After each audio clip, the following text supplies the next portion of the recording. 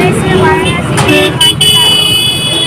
जैसे कि आप देख सकते हैं यहाँ पे सड़क सॉलिडारिटी की प्रक्रिया शुरू कर रही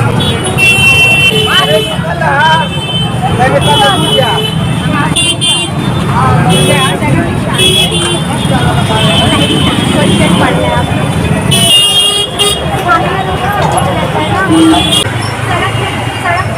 आपको क्या क्या असर पड़ा है? गाड़ी खत्म हो जाएगा बेटा तो फिर असर क्या होगा? खत्म होने वाला है, फिनिश। आप मतलब कि यहाँ पे आपको कोई और स्थानीय व्यवस्था दी गई कि मुआवजे के लिए आपको कोई मुआवजा कुछ नहीं, कोई मुआवजे का तो हम लोग को कोई प्रश्न ही नहीं होता। किराएदारों को मुआवजे का प्रावधान नहीं है।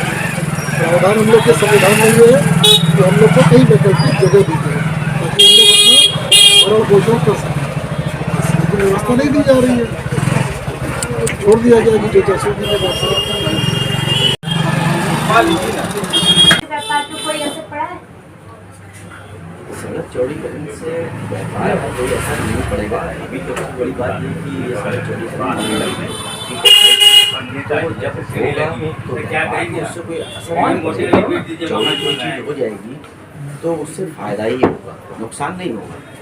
तो हमारा ये कहना ये है कि जैसे हम सरकार के किसी भी फैसले के समर्थन करते हैं क्या कहेंगे तो सरकार भी हमारे साथ 5 रुपए खाना लगा दीजिए, मामा जी भेजे हैं अभी तो कुछ लेके गए हैं 10 रुपए का 5 से 10 दुकानदार हैं। उसके अंदर मान के चलिए आपकी 95% किराएदार हैं और 5% ऐसे लोग भी हैं जिनकी रजिस्ट्री भी है, ठीक है। और 100 लगभग 80, 90, 89 ऐसे कुछ भवन है, ठीक है। तो ये संख्या बहुत बड़ी संख्या हो जाती है। तो हमारी खाली रिक्वेस्ट है गवर्नमेंट से कि हमें जो दुकानदार हैं इन्हें जैसे हम यहाँ किराएदार हैं हमको बेनियाबाद में जाना है लगभग उसको अगर सर्किल में आप देखिएगा बम्बई में तो वो 1 किलोमीटर हो तो वहाँ अगर हमको वो 10 फीट अंदर वॉल करके और हमें अगर बाहर 10 फीट अगर मैंने गवर्नमेंट प्रोवाइड करा दिए और हमें बेनियाबाद का किराएदार बना दे हमें कोई आपत्ति नहीं है। कम से कम ये हमारी भी रोजी रोटी चलेगी और सरकार का काम हो जाएगा।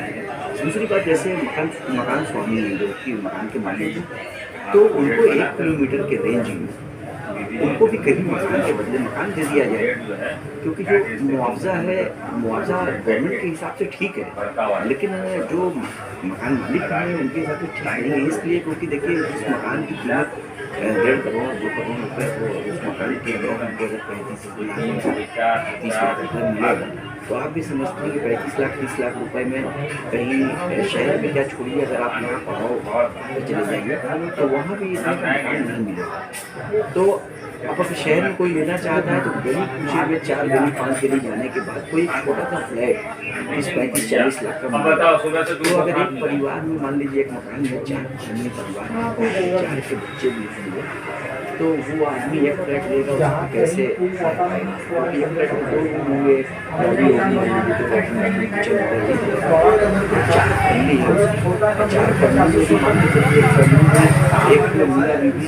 2 बच्चे भी मान लीजिए आप आज के हिसाब से बच्चे मान लीजिए तो आप मान के चलिए कि 4 लोग वो होंगे तो आप 16 लोग कैसे रहेंगे।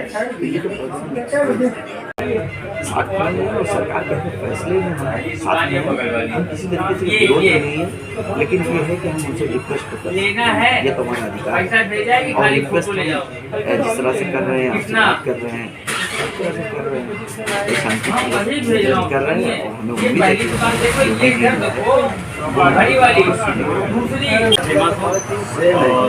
ये रिपेयरिंग का काम करता हूँ हमारा क्या सारा पूरी दाल मंडी जो है बर्बाद हो गई है समझिए और जो बची कुची है वो हो जाएगी। अभी बहुत बुरा असर पड़ा हुआ है लोगों के समझ में आ रहा है व्हाट्सएप और न्यूज़ पर जो चैनल पर दिखा रहे हैं लोग की दाल मंडी टूट रही है तो इससे जो है कोई भी कस्टमर जल्दी आ नहीं रहा और जो 8 बजे एक आधे तो से पूछ के आ रहे हैं मामा जी दुकान खुली है या और लोगों से बात करके आते हैं कि मार्केट खुली है या बंद तो इस तरीके से आ रहे हैं। वैसे जो रौनक थी और जो थी वो रुकिए की वजह से जो है वो नहीं आ रहा। बिल्कुल। प्रशासन क्या सरकार और प्रशासन ने पहले से इसकी क्या सरकार ने जो है पहले से जानकारी ऐसी सूचना नहीं दी थी। नोटिस तो उन्होंने लगाया है। नोटिस लगाने के बाद जो है 3 दिन 4 दिन की मोहलत दिया था कि इसकी कागज देखिए आपके पास कितने कागज है, क्या है मकान के। बट हम लोग तो किराएदार हैं और हम लोग किराएदार की कोई सुनवाई नहीं है। और बाकी यहाँ पे जितने भी घरे हैं उनको मुआवजा मतलब दिया जाएगा? मुआवजा जो अब यही मान लीजिए कि मकान है 50 लाख में 30 लाख मिल जाए, 20 लाख मिल जाए। और मुआवजा से हमें क्या लेना है? मुआवजा तो हम सरकार से यही कहेंगे कि हमसे दूना सरकार दूना दे रही है सर्किल रेट के अनुसार से, तो हम तो सरकार से 3 गुना हमसे ले लें। जितना वो मुआवजा हमको दे रही है उससे ज़्यादा हम रिटर्न करके दे देंगे उनको। मुआवजा से पेट नहीं चलेगा, पेट हमारी दुकान से चलेगा। घर चला जाए फिर भी गलीमा से दुकान रहेगी तो कुछ कमा के हम 1 नहीं 2 मकान ले लेंगे। जब दुकान ही नहीं रहेगी तो मकान करेंगे क्या?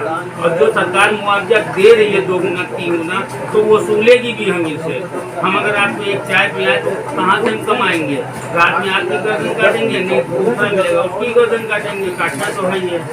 तो इसलिए मुआवजा न देके हम लोगों को सुविधा को ये दे, कहीं दुकान बनवा के दे या मकान बनवा के दे ताकि दाल रोटी चला पाए। हमारे 2 बच्चे हैं और बड़े हैं, लड़की भी है, 2 दुकानें हैं हमारी, दोनों चली जा रही। हम लोग किराएदार हैं। हम 2008 में दुकान लिए थे 10 लाख रुपये, सब बर्बाद हो रहा है। एक रुपया नहीं मिलेगा। इतनी उम्र हो गई है 55 साल लगभग उम्र है, कोई काम नहीं मिल रहा है। कहीं गए कि नौकरी के लिए सकल दे के उम्र लेके हमको भगा देते हैं, कहते हैं काम नहीं। हम तो यही कहेंगे आप लोग चौड़ीकरण कर रहे हैं, पढ़ाई लिखाई शिक्षा पर ध्यान दीजिए। शिक्षा रहेगा सब कुछ रहेगा। ठीक है हम भी हिंदू हैं, मुसलमान हैं, जो भी हैं हम हिंदू हैं। मकान भगवान को हम बहुत मानते हैं, ऐसी बात नहीं है, लेकिन हमको रोटी के लिए हाथ पर खिलाना पड़ता है। भगवान हमें आगे खिला नहीं देंगे।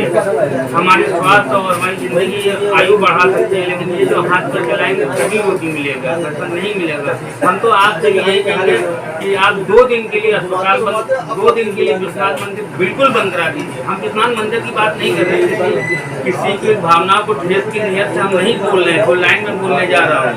2 दिन के लिए आप विश्वनाथ मंदिर, संकट मोचन मंदिर, दुर्गा जी मंदिर, धर्मनाथ मंदिर, सारे मंदिर बंद करा दीजिए। बनारस में ताला लगा दीजिए बिल्कुल। और 2 दिन के लिए आप अस्पताल बंद करवा दीजिए। सारी ड्रामा देख लीजिए, मंदिर के बाहर कितने पड़े मिल जाएंगे, मर जाएंगे, और कितने व्यक्तियों के बाहर मिल जाएंगे।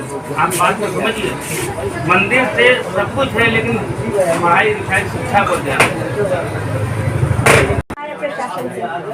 अपेक्षा क्या हम सरकार से निवेदन करते हैं कि चौड़ीकरण न करें। यहाँ पर आवश्यकता नहीं है इतनी जितना वो जरूरी समझ के कर रहे हैं, इतनी आवश्यकता है नहीं। महाकुंभ जैसी भीड़ जब यहाँ से निकल के चली गई, कोई भी दिक्कत नहीं हुआ, किसी को परेशानी नहीं हुई। कोई थाने में कोई FIR या किसी गायब होने की या कोई अभद्रता या व्यवहार गलत किया हो तो कोई ऐसी सूचना थाने में नहीं है।